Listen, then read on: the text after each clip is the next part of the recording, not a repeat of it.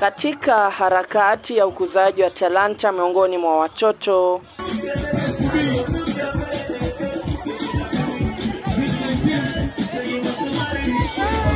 hafla ya siku 4 ya mchezo wa kandanda uliandaliwa katika eneo bunge la Nyali, uga wa uwanja wa Mbuzi, ambapo mashabiki wakifurika ugani humo kuja kutazama mechi zilizochezwa na wasichana kwa wavulana wenye umri wa chini ya miaka 14 na wale chini ya miaka 17. Kenli, ambalo ni shirika lisilo la kiserikali, iliona ni heri angalau vijana hasa watoto wakati wa likizo ya Aprili angalau wapewe fursa talanta zao kukuzwa, wakitaja hii ni njia mojawapo ya kupunguza na kumaliza matumizi ya mihadarati na kero la visa vya mapanga kaunti ya Mombasa. Ambia watoto na wazazi katika engage in such events na empower youth na talent zao na kuendelea kuwasomesha.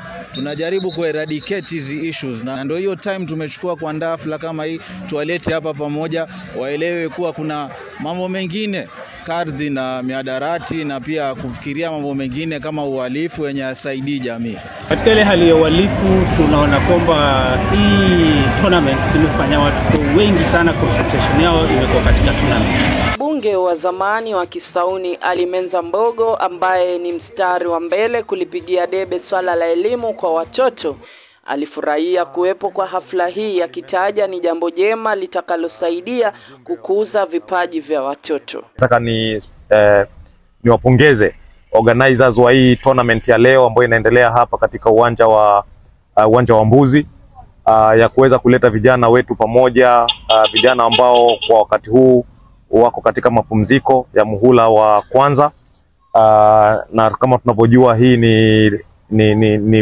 long weekend ya Easter. Kwa hivyo walifanya jambo la maana sana. Kwanza kabisa ni jambo jema kwa sababu tukileta vijana kama hivi tunaweza kuidentify talent. Siku ya 4 na iliyo ya mwisho ya hafla hiyo ilikuwa ya kufana kwa timu zilizoibuka na ushindi.